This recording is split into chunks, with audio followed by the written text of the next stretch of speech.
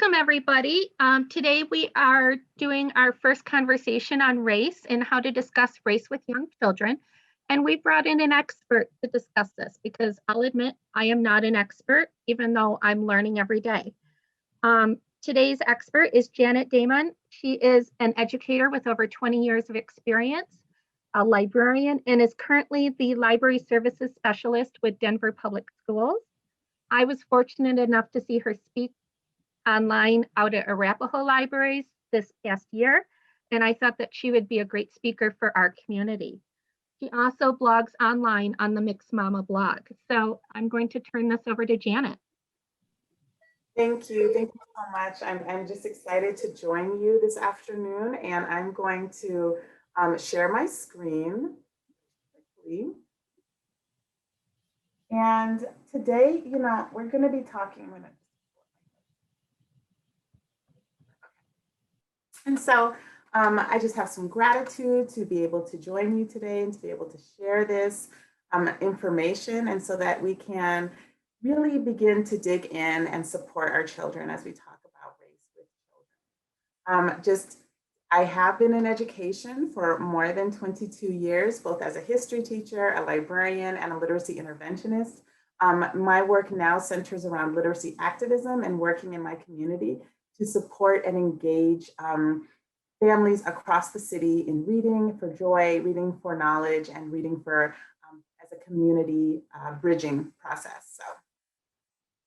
So today, my greeting and my welcome to you is Sawubona. And Sawubona is a Zulu greeting that translates to I see you. But this greeting embodies this deeper level of knowing. It means I see you in all of your needs and your fears and your strengths and your gifts. I see you in your wholeness of being. And the response to this is Shikoba. Shikoba means I am grateful to be seen by you. I'm grateful to exist for you. And so this coming into relationship by showing and being vulnerable in both sharing our gifts and our talents, sharing our needs and our fears, and then to be received in community and to be in existence for one another is our goal today, is to be a part of that reciprocity in relationship. Whenever we talk about race and we talk about culture, we want to make sure that we're grounded and rooted in a space of growth and a space of a learning space, and not like, that we're being overly exposed or vulnerable, and that we're not kind of being in our comfort zone. So just an invitation to show up in the fullness of your experience, to stay rooted in the I and that, and to avoid generalizing. And our goal is to create deeper understanding. And then whenever there's facilitation, we just want to honor that when we share our questions and our stories and some of our lived experience, that we honor non-attribution. And so we're going to just talk about, a couple of things. I'm going to talk about bias belonging, but I'm also going to talk about disrupting bias. And then co-creation. This is a space where I'm going to offer some suggestions for ways to build community and be engaged in community with other families and with organizations that are committed to doing this work. I do have a Jamboard, and you can feel free to engage with the Jamboard. I'll show you briefly what the Jamboard looks like. And there's if you are watching this later and you want to add to the Jamboard and participate in it, you can use the bit.ly talking about race too. And here on the Jamboard, there is this ability to use the sticky notes, and you can choose a color, you can write a comment, and then it'll ask you to save it, and then it'll save it to the Jamboard. And then here at the top, you can navigate between the pages to see all of the different prompts and questions if you want to use this as a space to engage. And then later after the program, you can download this as a PDF to take with you as well. So if you want to try the Jamboard, you can feel free to go to the bit.ly, and we can also drop that into the chat if possible. All right, so let's talk a little bit about bias, and we'll talk about bias and we'll talk about babies. So in your mind, as you're engaging, I want you to think about, when do you believe bias may show up in our youngest learners and our children? Like, just thinking about that, and hold that in your mind as we kind of go into this space of exploring, when does bias begin to be seated and grow inside of the consciousness of our children. So first, I want to share some research that is from Canada, the United States, the UK, France, China. And all of this research shows that 6 to 9 month olds demonstrate racial bias in favor of members of their own race, and racial bias against those of other races. In a University of Toronto study, infants as young as 6 months showed that preference for members of their family, members of folks who had the racial backgrounds of family members. And we see that as well with language. The author, Vivek Murthy, who was the Surgeon General for the United States, has written a book called Together, The Healing Power of Human Connection in a sometimes lonely world, and talks about, as a social species, humans really create these amazing emergent organizations that range from our dyads and families to groups and cities and civilizations. And our ability to build on social relationships is really powerful and really embedded into our neural, hormonal, cellular, genetic mechanisms, and our consequent social behaviors that help us to survive. So one of the systems that evolves is, for babies as well, is this ability to know in-group, out-group. Who is part of my group? Who is part of my my circle? And then who is not? And how do I make that determination? Because, in a community, being safe also requires that we know who we can trust. And we also are cautious about who might harm and who might not trust.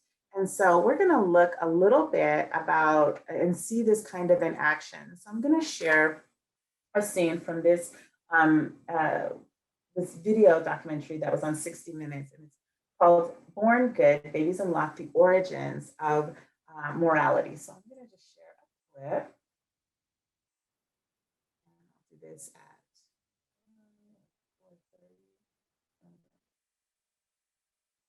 4:30. Other peer-reviewed journals ever since. For instance, on this experiment, they showed babies like James here, a puppet, behaving badly. Instead of rolling the ball back to the puppet in the middle, this green-shirted bunny keeps the other puppet's ball and runs away. Then James is shown a second show. This time, the bunny, who we just saw steal the ball, tries to open up the box to get the toy. Will James still prefer the puppet who helps out, or will he now prefer the one who slams the box shut? Who do you like? He chose the one who slammed it shut, as did 81% of babies tested.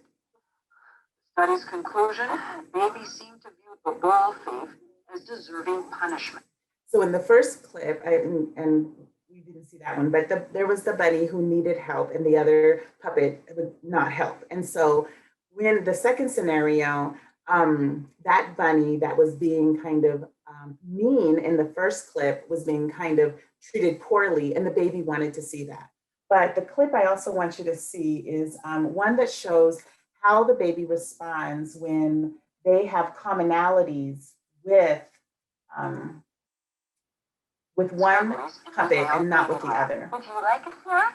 In offering babies the seemingly small, innocuous choice, graham crackers or Cheerios, Wynn is probing something big, the origins of bias, the tendency to prefer others who are similar to ourselves.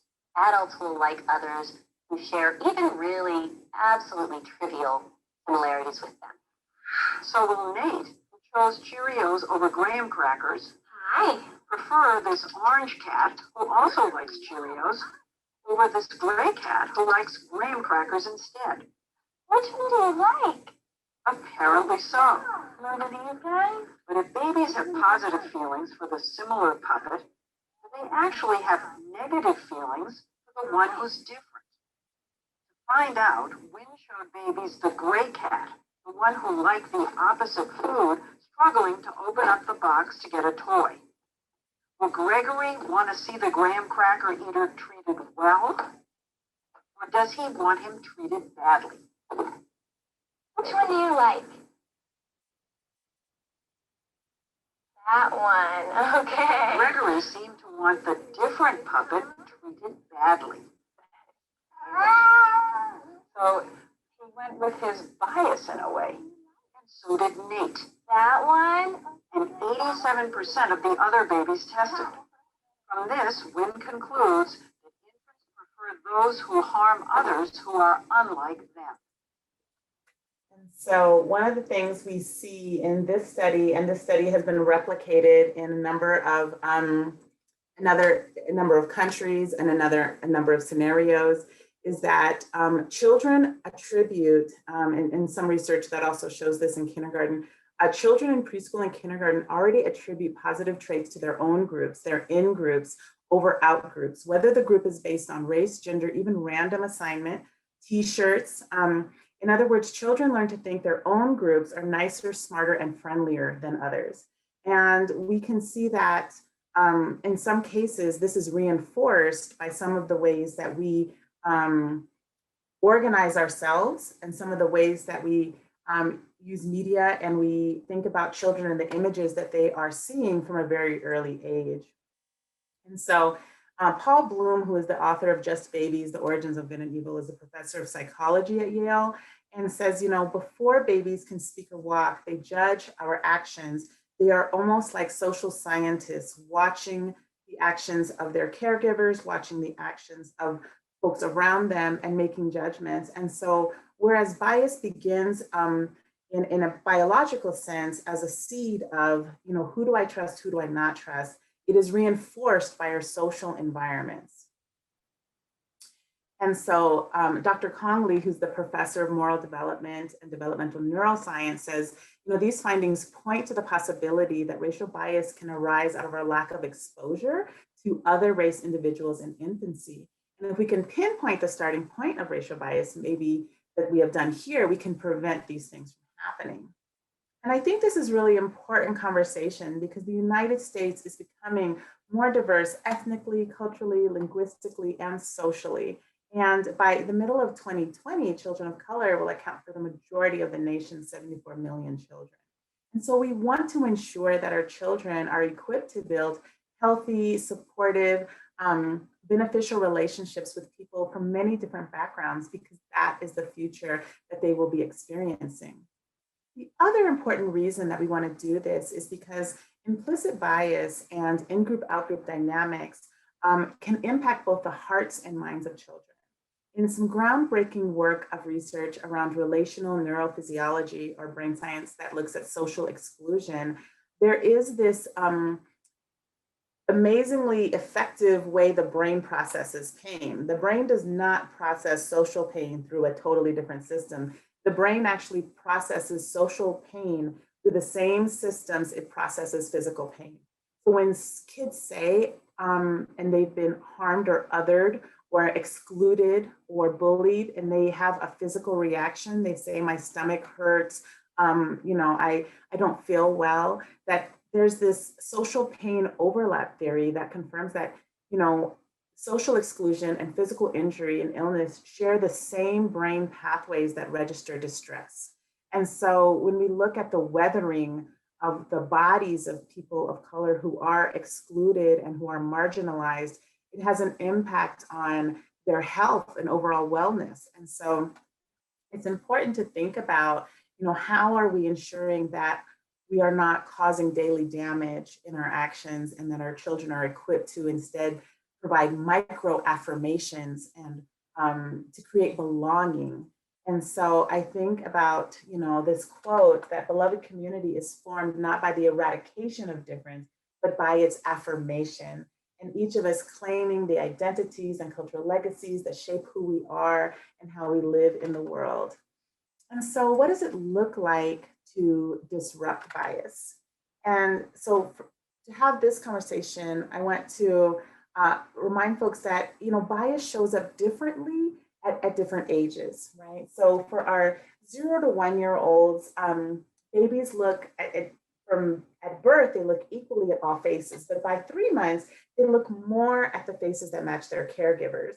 So when we think about, you know, who we surround babies with early on, it makes a difference. Babies are very attuned to faces. In fact, they talk about that, you know, a baby's ability to recognize faces surpasses what we have in facial recognition technology. Babies, part of their preparedness to be, you know, healthy and received by their mother and father and caregivers is that they can identify the nuances of faces, and they can also, you know, some people say our body language is the first language for all of us, and that we learn how to read cues and distress on a person's face. And so then at 2 years old, children are already using race to reason about people's behavior and who they are. So, you know, what we think of is like the story times that you attend, and thinking about how important it is to ensure that babies and little ones are seeing different readers from different backgrounds and cultures, hearing songs that are maybe sung in different languages, that we are intentional about creating those spaces that are infused with culture and with diversity very early on. For 2 to 5 year olds, that we look at race when they choose a playmate. And so children begin to really act upon that in-group, out-group bias, and then they begin to seek out the affinity of people who are more like them, whether that is racially similarity to them, whether that is linguistic, all of those things. And so at 4 to 5, we begin to see that expressions of racial prejudice, that kids begin to say, you know, oh, we're not friends with him, or he doesn't get to play with us, or those kinds of comments that are made. And, you know, we think about that, and sometimes folks say, well, it's just kids being kids, but really it is the seed of in-group, out-group dynamics that are being reinforced by the social constructs that we surround children with. And so the interesting piece of information, and where we can pause and think about, is that actually Black and Latinx children in research settings do not show the same preference toward their own groups. They actually show, as compared to white children at this age, who are more likely to be strongly biased in favor of whiteness. So we can think about the messages of media. Children are recognizing that in our culture, the way that media has been constructed, the way that power is distributed, that people who are from, you know, people who are white are privileged in ways that Black and Latinx children internalize as being better.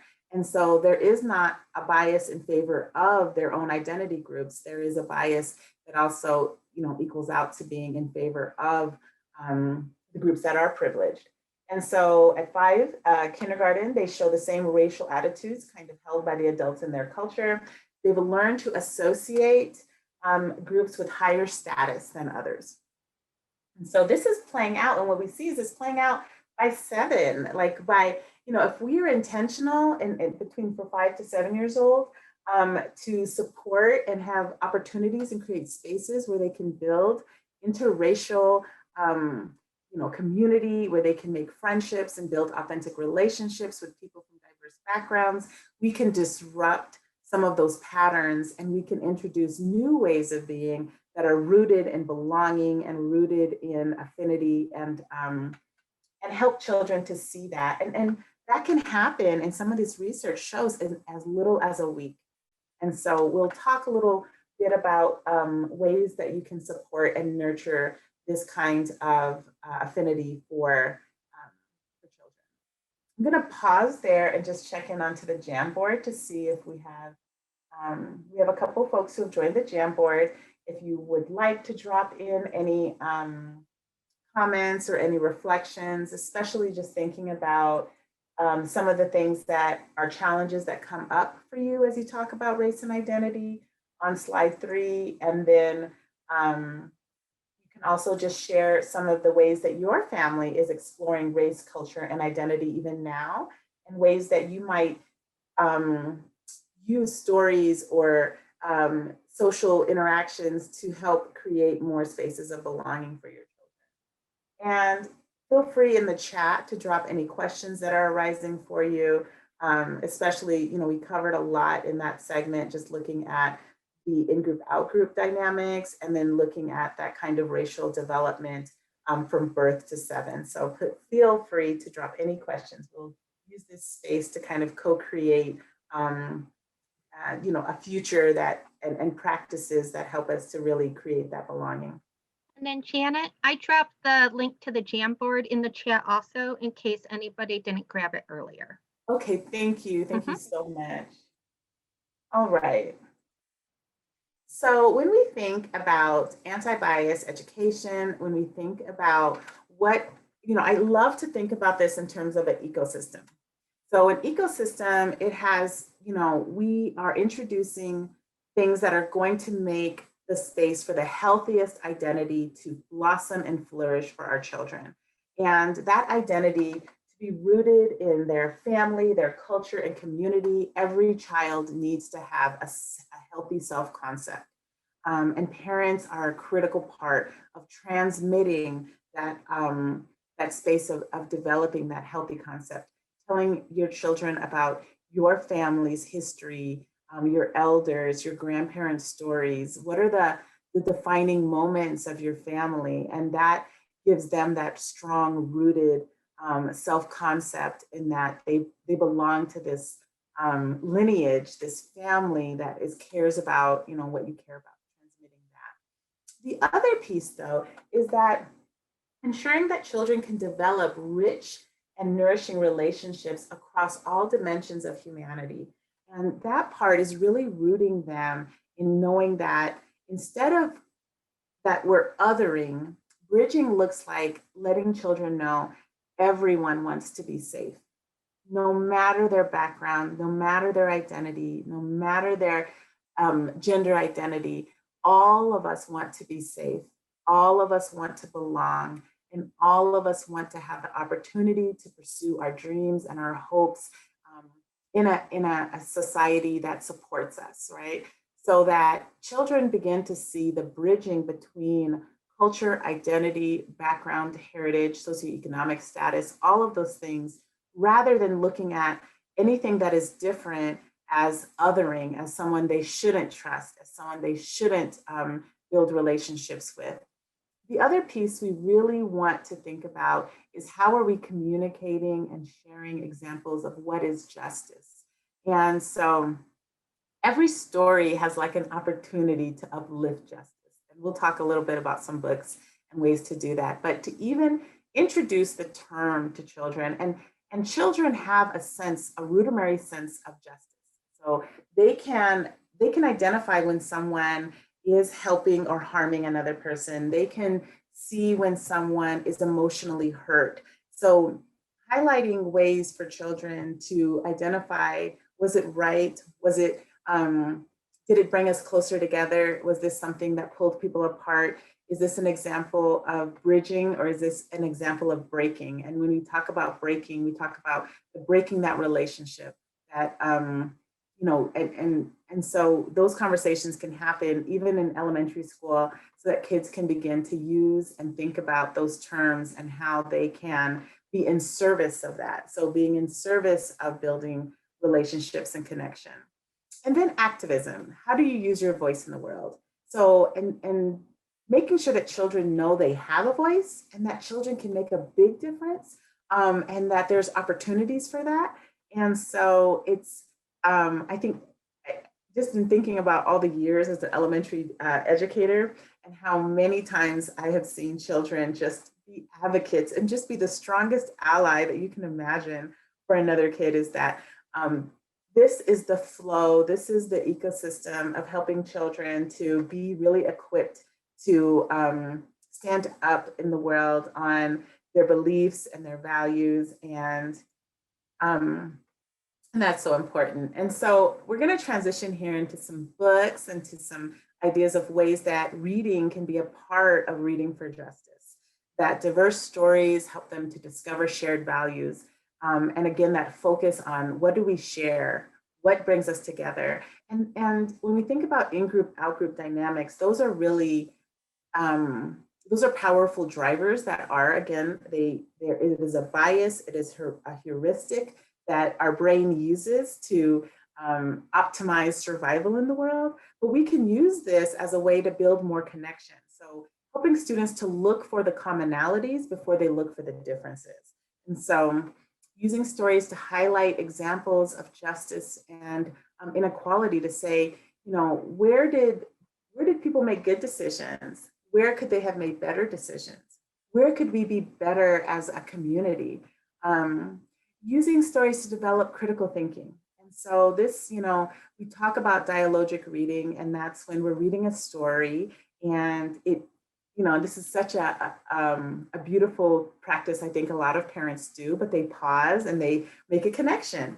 Oh, I remember when something like this happened to mommy when I was young, and I saw, something similar to what the character is seeing, and this is what I did.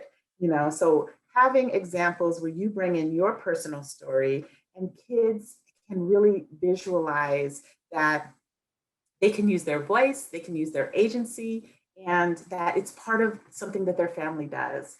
And then model what you would say or do in the face of injustice. And so, sometimes it's good to even do a little role play. Like, what would you do if someone said something about a friend? What would you do if someone said they wouldn't play with someone because of the way that they dress or the way that they look? How would you handle that? And I think it gives us time as parents to model and to equip children to not be caught unaware when something may happen. And then, they may feel immobilized or frozen in that moment, not knowing what to do next. We really want to equip them to be, to live their values in the world and to feel safe while doing so. And I'm going to pause there to see if there's any questions that have come up in the chat or before we go into some of the books and stories that model that bridging.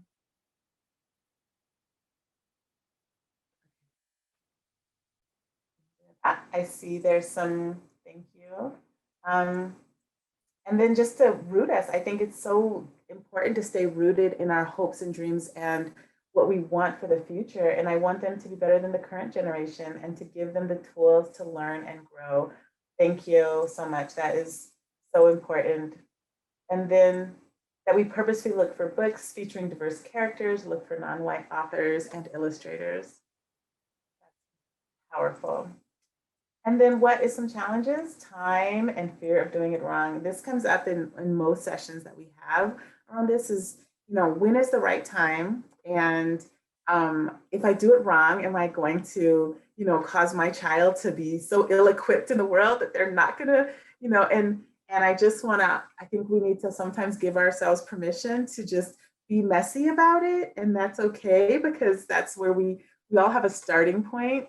And that it's a journey, that it is a journey. There is not an arrival point where we can say, oh, I've arrived at equity. There's nothing else for me to learn here. That is not the journey. I think about it as health, like the healthy relationships, the health of our nation, the health of our community just relies on us all doing the daily self-reflection, the daily effort in making these relationships and these things happen in our community. So thank you. I just appreciate your sharing. Okay, so thinking about one of the things I believe in strongly as an educator is kids have their own interests. And those interests are engines of curiosity, motivation, and also it helps to create those affinities where kids get to see that their interests are also the interests of many other kids and many other scientists and everyone in the world. So I share this one just to say, in all my years of teaching, dinosaurs is like this beautiful inquiry and joy space for children. It lets them know that once upon a time, what roamed our world were these huge and, it just triggers their imagination in so many ways. So what I recommend is sometimes thinking about the books we read that are just generated by the child's interests, to bring in experts to talk about those interests who are from diverse backgrounds. And so this example I have here is Dr. Lisa White.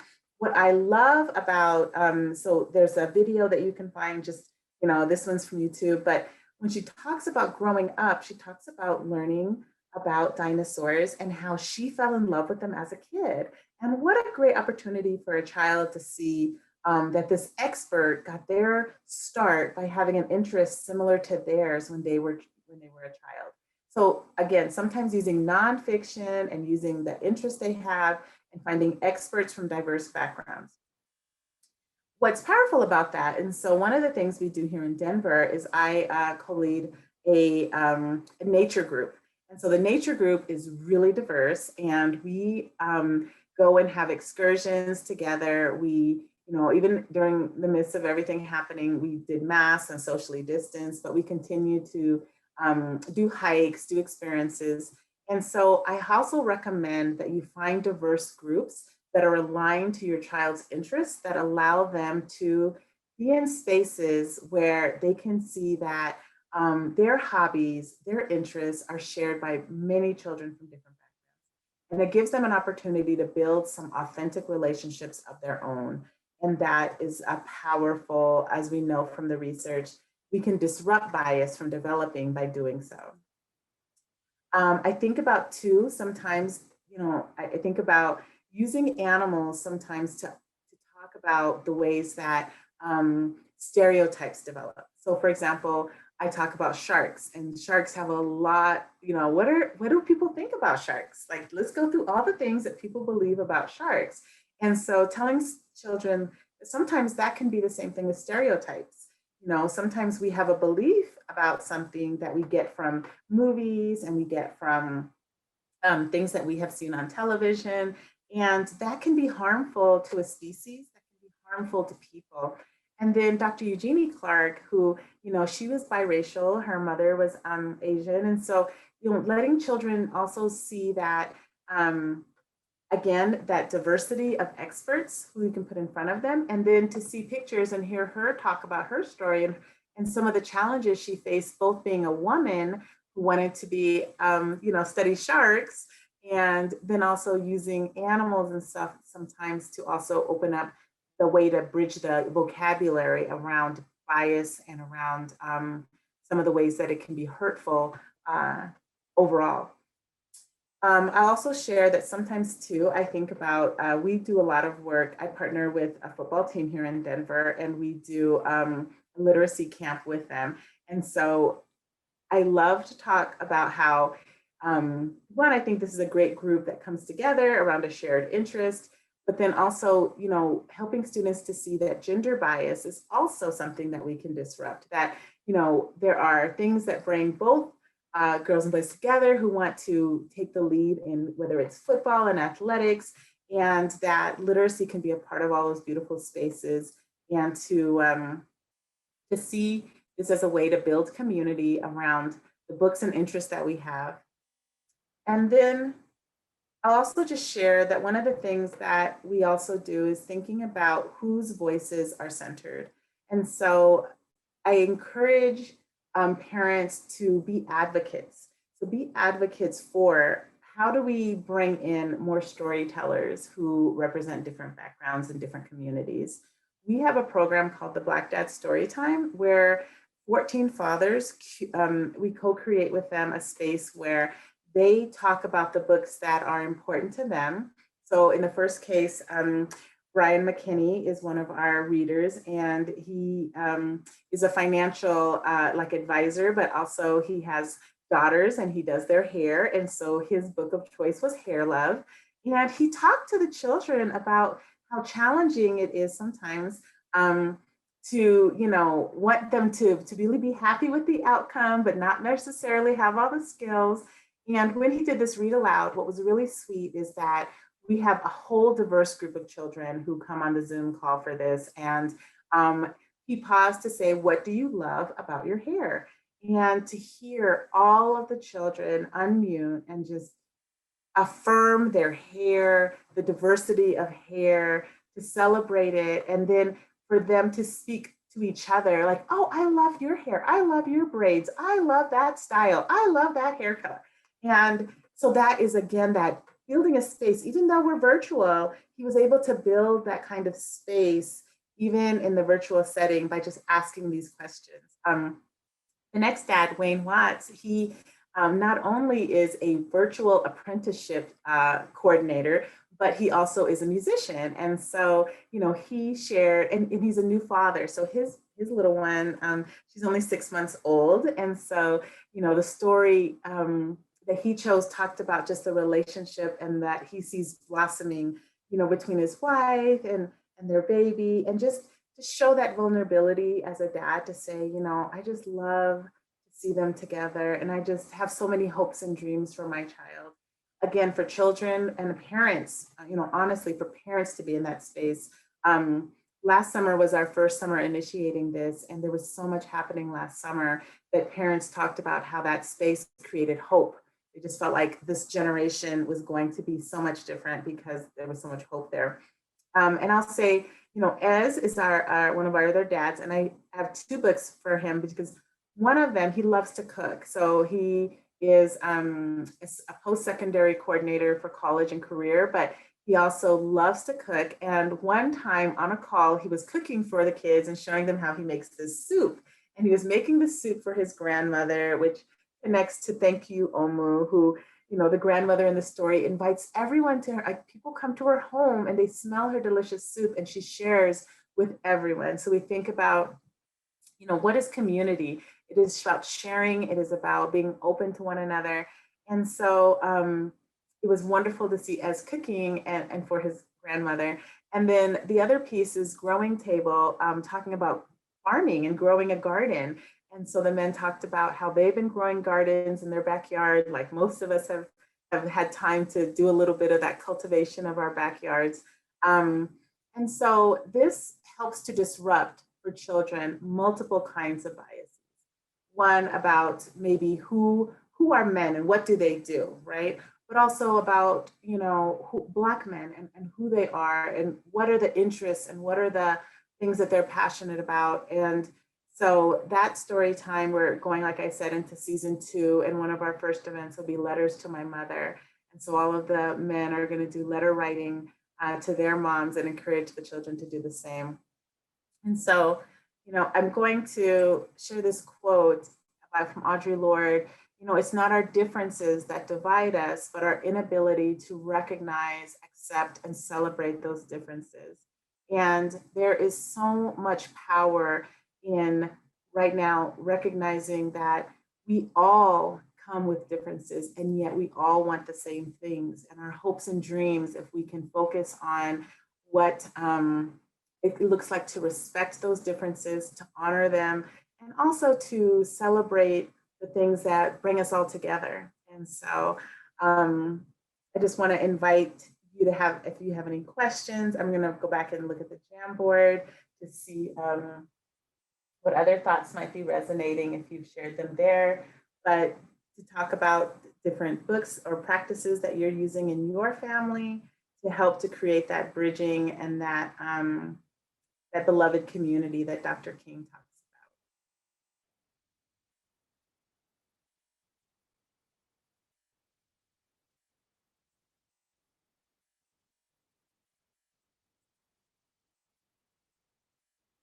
about. So are there any questions maybe in the chat, or do you guys?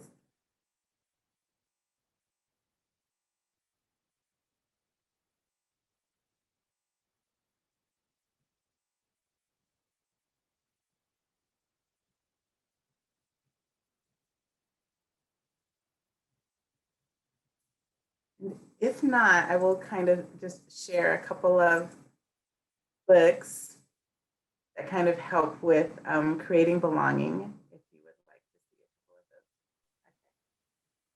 That would be great, Janet.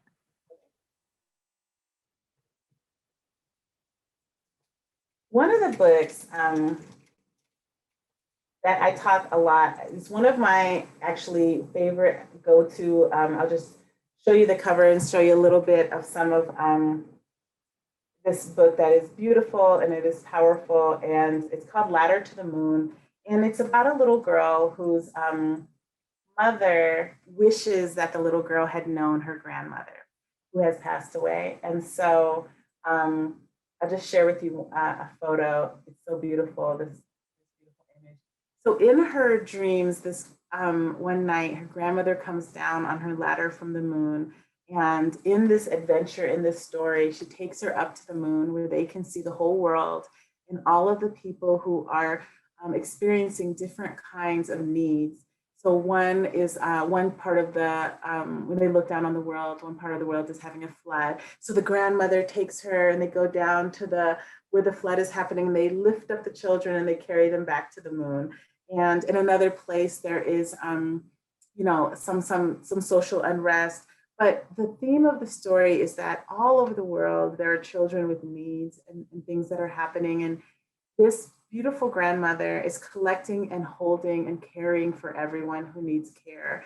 And so, one of the things that we can talk to our children about is sometimes it can feel overwhelming, all the things that are happening in the world at any given moment. And yet, by showing care and concern, that we can make the world a better place by even just acknowledging that some of this is happening, and we can do our small part, our little part, to make the world a better place by being kind and by being generous. And so I think sometimes, children can be, and parents can be overwhelmed by, some of the things that might be going on. The other story I will also share is Breaking News.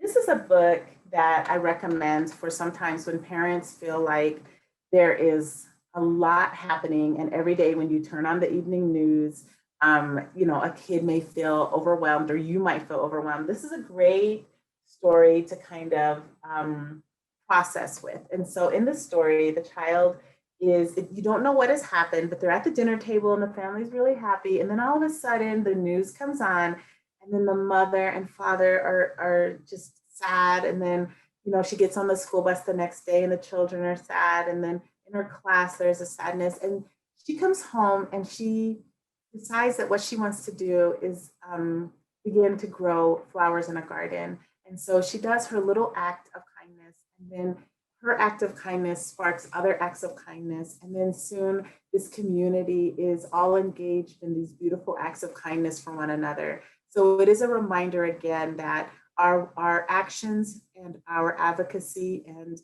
the things that we do truly matter. And so again, a great story for bringing that connection, that community together. Another book that I would say is just really good for talking to children about sometimes other cultures.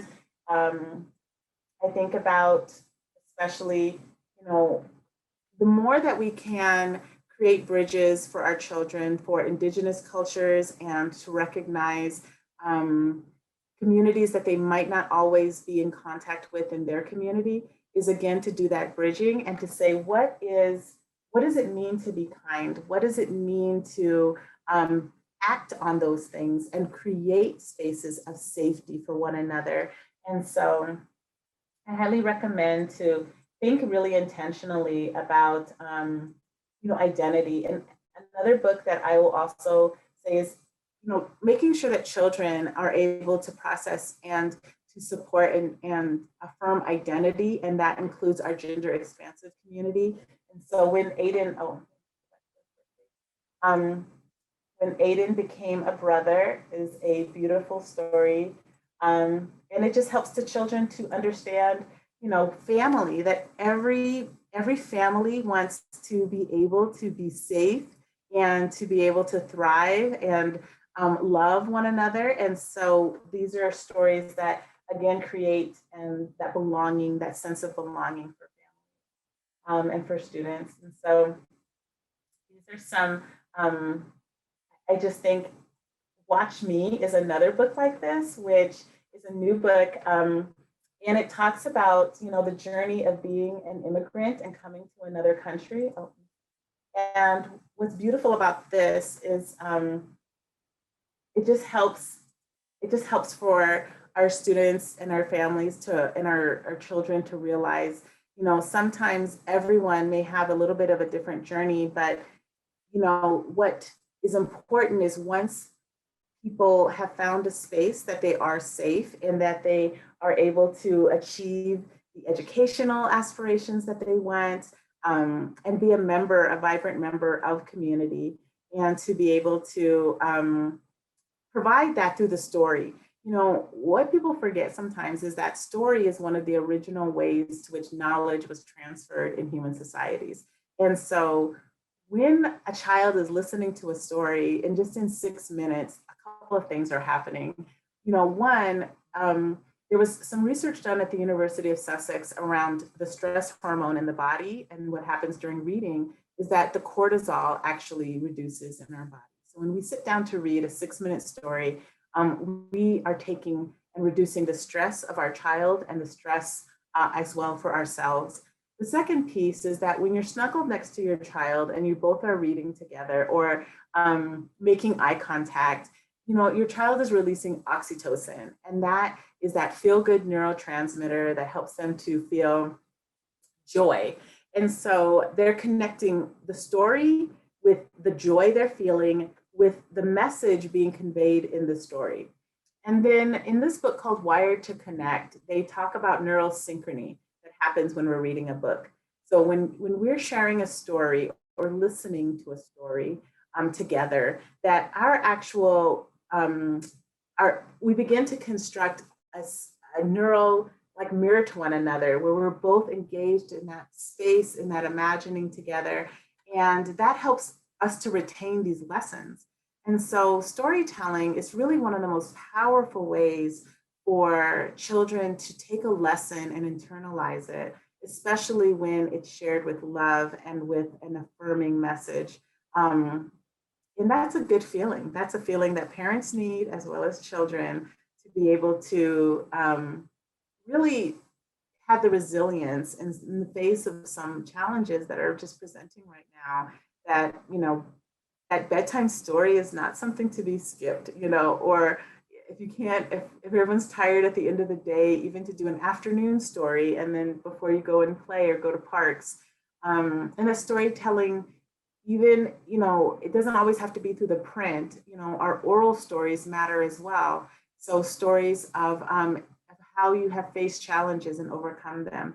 Those, and then to root them back into everyone is facing challenges. And the more that we can be supportive and the more that we can help one another, it just helps us all be successful.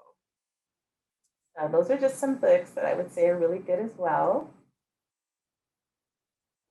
And then I'm going to just check in to see, oh, great. I'm so glad. I'm so glad that you've been able to put the books into the chat. The other one that I would also recommend is Julian,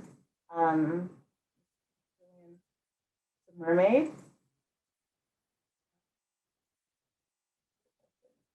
Is it this book? Okay. So we have collections in our, but let me just show you this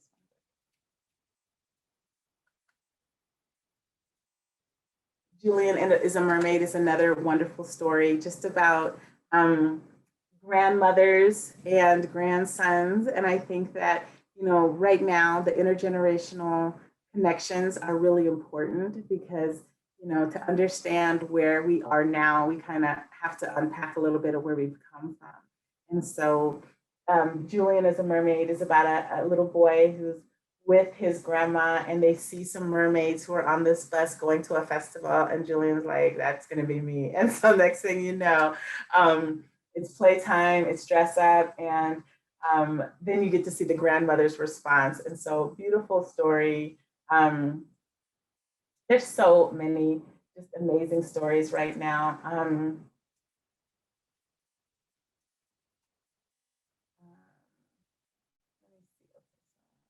The other one is Where Are You From? This is one of my favorite books right now. And it's a story about this little girl who constantly asks questions. And she's asking her dad, well, these are what the kids asked me at school today. And when she's asked where she's from, she kind of doesn't have this answer.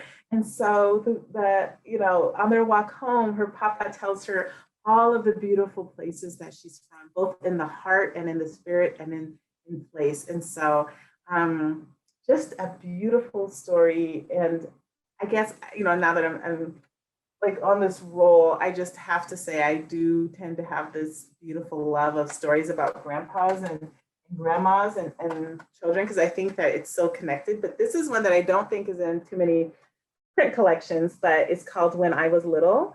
And it's about this little grandpa, and he has his grandson, and they're fishing. And he just tells him all about what the world was like when he was little. So it has some photos that are like black and white photos, and then it's coupled with all these questions that he's asking about the world.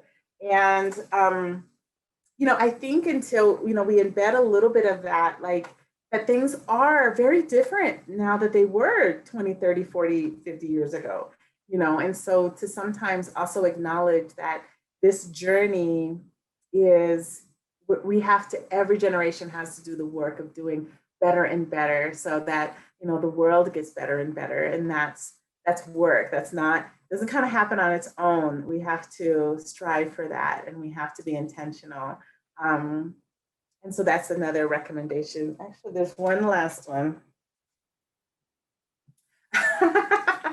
I don't know if you've seen this one yet. My favorite book in the whole wide world. I love this book, and it's Malcolm Mitchell. And I love the book partially too because Malcolm Mitchell is an athlete, he's a football player, and so this story, when you get asked that really hard question, which I feel like it's always been hard for me, is when people ask you. I think people ask librarians this all the time. What's your favorite book? What's your favorite story? Who's your favorite author? And I always feel like there's so many. But this story is a great story about this journey.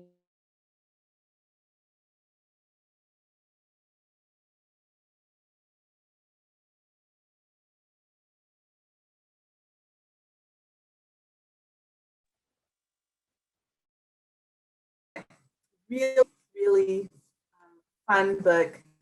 Oh, I think my internet's a little bit, but those are just some recommendations that I would have for you to think about reading, and just remember that 6 minutes is so important. Those were great suggestions, Janet. I love and recognize most of the books you've suggested today.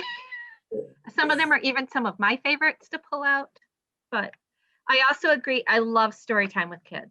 I mean, it's not even just about the kids. I enjoy that moment of sitting on the couch with somebody and we're uninterrupted for 10 to 15 minutes. We have that time and that bond. And that is so good. I mean, it's just, especially in a world that's moving so fast, to pause and just have that time to connect and to transmit, what it is that we feel is so important in the world, and just to give that gift of just, the neurotransmitters, the joy, the telling of the story. It just resets the day. It just kind of resets our systems, I think. And kids will remember those feelings. They're not going to remember that you had to run and do dinner and you had to do this and you had to do this and all those things that take up your time. They're going to remember the loved feeling that they had sitting with you. So 1,000%. And that's where readers are born. Like they're born in that space of, this was a moment and a place of joy for me. And I just associate books and reading with being loved and with being supported. And so stories can be a vehicle for all of those conversations, whether we're talking about equity or justice or compassion or kindness or worries and doubts. All all of those things we can address through the power of story. Mhm. It looks like Philippa just recommended I Am Every Good Thing by Derek Barnes. That was a newer one this fall, but that is also an excellent choice. Yeah, that's a great book, as I wrote in the chat. It was my go-to during winter reading. I read that book to every group that I met with. Yeah, that was great. I love that one. And I loved Crown. I loved Crown as well. I thought that how often do we celebrate the barbershop? You know, and we did a story time. One of the dads drove to the barbershop and went live from the barbershop after we had heard the story. And it was very fun because part of it was like fun to see him, you know, driving, like he had the live. And so, well, I think it was his wife who was holding that. And then when they got there, just walking in, it was like seeing live, you know, just live television. Well, and I know as an adult how many times I will send pictures to my friends with my hair in foil, or I'm doing something funny and I look a little silly. Why shouldn't the haircut be celebrated? That's fabulous. Absolutely, absolutely. Well, I just am grateful for folks who participated. I'm going to leave the Jamboard up. You can feel free to reflect on the Jamboard after the session, or if you are watching this session at a later time, we still invite you to kind of make your thinking visible using that Jamboard. And I'm just really grateful for you to offer this space for this important conversation and for the continuing conversations. I'm excited about your summer that you have. Thank you so much for joining us today, Janet. This was excellent. Friends in the audience, thank you for joining us. If you need to rewatch it, we will be putting it up on YouTube probably in the next day or two. But thank you, and let's keep this conversation going.